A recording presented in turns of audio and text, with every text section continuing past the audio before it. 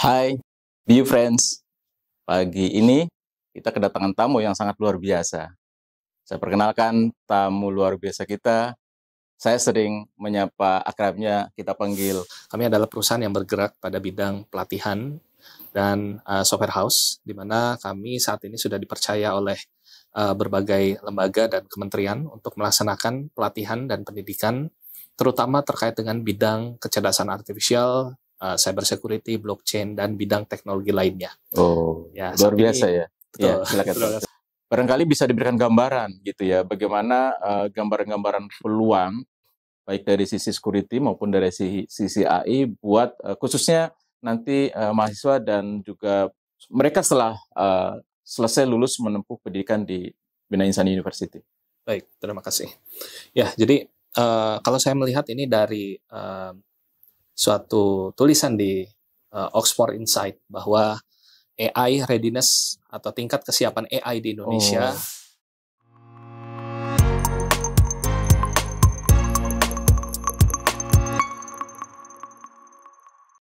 Hai, View Friends. Pagi ini kita kedatangan tamu yang sangat luar biasa. Saya perkenalkan tamu luar biasa kita. Saya sering menyapa akrabnya, kita panggil Kang Oktaf. Apa kabar Kang Oktaf? Alhamdulillah. Assalamualaikum. Waalaikumsalam warahmatullahi wabarakatuh. Beliau adalah direktur dari sekaligus co-founder dari Bisa AI. Mungkin sebelumnya barangkali sedikit aja dulu, Bisa AI itu apa sih? Ya, terima kasih Pak Solikin. Ya, jadi Bisa AI Academy atau PT Bisa Artificial Indonesia, kami adalah perusahaan yang bergerak pada bidang pelatihan dan software house, di mana kami saat ini sudah dipercaya oleh berbagai lembaga dan kementerian untuk melaksanakan pelatihan dan pendidikan, terutama terkait dengan bidang kecerdasan artifisial, cyber security, blockchain, dan bidang teknologi lainnya. Oh, Ya, luar saat biasa ini, ya. betul. Ya, silakan. Terima kasih. Ya, jadi kami juga saat ini dipercaya oleh Kampus Merdeka untuk melaksanakan proses pembelajaran sesuai dengan amanah di Kemdikbud Permendikbud nomor 3 tahun 2020 ya. terkait dengan pelaksanaan Kampus Merdeka. Saat ini sudah jalan di batch yang ke-6 dan mudah-mudahan terus kita bisa berkontribusi untuk dunia pendidikan, terutama bidang kecerdasan artifisial yang lebih baik. Baik, ya. Bisa AI kurang lebih seperti itu, View Friend. Seberapa jauh Kang Oktaf mengenal Bina Insani University? Ya, baik. Ya, jadi ketika saya lewat mau pulang ke arah Depok, masih kelihatan. Ya, dari gedungnya terlihat. Dan juga saya mengenal Pak Solikin di asosiasi ya Pak, kita tergabung dalam asosiasi yang sama. Beliau dari Bina Insani University, yang saya ketahui ada fakultas khusus informatika ya, dan ada beberapa program studi yang mana ada beberapa bidang terkait ya, yang salah satunya fokus di kecerdasan artifisial dan cyber ya, keamanan cyber juga gitu. Mungkin jurusannya masih informatika. Masih informatika, inline ya? Inline. Oke, View Friend, kenapa saya menanyakan pertama Bisa AI, kemudian kedua adalah Bina Insani University-nya? Tentu kita harapannya Bisa AI itu juga turut mengawal Bina Insani untuk terus maju dan berkembang. Utamanya dari teknologi yang tadi disebutkan, artificial intelligence yang di dalamnya mencakup ada bidang-bidang subbidang yang lainnya begitu ya. Nah, Kang Oktaf, hari ini kan kita menyelenggarakan kuliah umum ya atau stadium general bagi para mahasiswa baru, di mana temanya terkait dengan security dan juga AI begitu ya. Barangkali bisa diberikan gambaran gitu ya, bagaimana gambaran-gambaran peluang baik dari sisi security maupun dari sisi AI buat khususnya nanti mahasiswa dan juga mereka setelah selesai lulus menempuh pendidikan di Bina Insani University. Baik, terima kasih. Ya, jadi kalau saya melihat ini dari suatu tulisan di Oxford Insight bahwa AI readiness atau tingkat kesiapan AI di Indonesia beberapa tahun terakhir itu kita masih di ranking sekitar 50-an. Itu rendah, sedang, atau tinggi? Kalau kita bandingkan dengan negara tetangga Singapura, ranking pertama Pak. Wow. Ya, jadi mungkin luar biasa ya. Masih cukup jauh gitu untuk tingkat kesiapan AI di Indonesia. Maksudnya tadi yang pertama tuh justru Singapura bukan Indonesia. Ya, jadi nomor 1 itu Singapura. Singapura nomor satunya. Nomor kedua US dan lain sebagainya. Kita masih di ranking jauh. 50-an.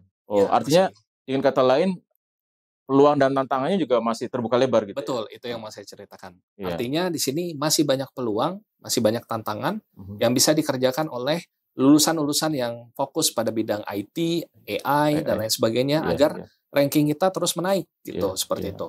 Dan juga peluangnya ini juga didukung oleh beberapa peraturan yang banyak melibatkan teknologi AI, kecerdasan artifisial dan lain-lain.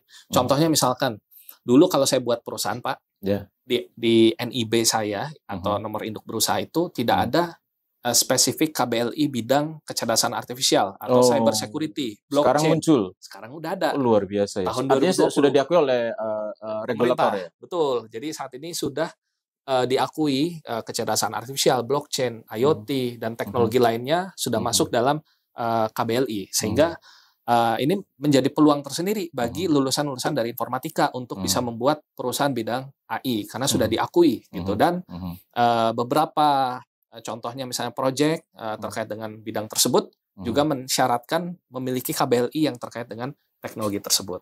Ini salah satu contoh. Contoh lainnya misalkan di Kemnaker sendiri, SKKNI ya, atau standar kompetensi ya nasional, itu juga sudah banyak melibatkan teknologi kekinian, Pak. Misalkan tadi AI sudah ada SKKNI-nya sendiri, data science, big data dan lain-lain. Mungkin zaman dulu kita, Pak ya, zaman kita dulu belum ada gitu. Kita lu aja kali gitu ya. Ya seperti itu. Iya. Baik. Jadi jika dikaitkan dengan kurikulum bidang informatika di perguruan tinggi untuk bisa menyongsong gambar-gambar seperti tadi itu barangkali seharusnya bagaimana kurikulum khususnya bidang informatika ya. Baik. Kalau saya baca kurikulum yang dikeluarkan oleh Aptikom ya, salah satu asosiasi yang menaungi kita juga, Pak. Jadi secara kurikulum itu sudah mendukung ya, secara baseline-nya itu sudah ada. Namun kalau kita berkaca pada kurikulum lainnya seperti ACM atau kurikulum kita lihat dari Stanford ya dan lain-lain, itu mungkin kita masih cukup jauh. Contoh misalkan, ketika saya dulu menyelesaikan tesis, bidang saya adalah musik processing, musik retrieval. Di mana saya cek beberapa kurikulum di Indonesia itu belum ada, Pak, yang membuka kelas-kelas terkait dengan musik processing, musik retrieval dan lain sebagainya. Tapi kalau di luar sana sudah ada. Bahkan sudah ada sekolah khusus yang bidang musik retrieval, contohnya di Linz. Itu sudah ada musik retrieval dan beberapa course yang bisa terkait dengan bidang tersebut. Di mana musik retrieval itu bagian dari kecerdasan artifisial gitu. Atau misalkan di bidang cyber security juga sama. Misalkan di Indonesia ini sudah di industri ya Pak ya, sudah banyak menerapkan peluang misalkan microservice. Nah, sementara kurikulum di kita belum ada seperti itu. Sehingga mungkin ini peran dari asosiasi untuk bisa meningkatkan kurikulum kita menjadi lebih baik seperti itu. Dan harapannya juga prodi informatika di lingkungan BIU bisa juga inline dengan harapan-harapan tadi ya. Ya, betul. Mungkin terakhir barangkali jika tadi kita sudah bicara keilmuan kemudian kelembagaan gitu ya. Kalau itu dikaitkan dengan kesiapan dari individu ya, terutama para mahasiswa khususnya mahasiswa Bina Insani untuk kehidupan ke depan ini kan semuanya berbasis kecerdasan gitu ya. Nah, agar lulusan-lulusan kita itu bisa involve, kemudian bisa bersaing, bertahan, bahkan bisa melahirkan gitu ya istilahnya ya, karya-karya kreatif, inovatif itu kira-kira kesiapan apa yang diperlukan dari sisi individu si calon mahasiswa atau lulusan kita itu? Ya, dulu mungkin ya tahun 2010 ke bawah, trennya itu masih lulusan informatika menjadi programmer. Ya, mobile programmer, kemudian web programmer dan lain sebagainya. Nah, kalau sekarang kebanyakan itu sudah beralih, saya ingin lulus menjadi seorang ilmuwan data. Data. Seperti yang saya sampaikan tadi, berdasarkan Harvard Business Review katanya bahwa profesi dari ilmuwan data atau data scientist is the hottest job in the 21st century. Jadi data scientist itu profesi yang paling hot di abad ke-21. Wow.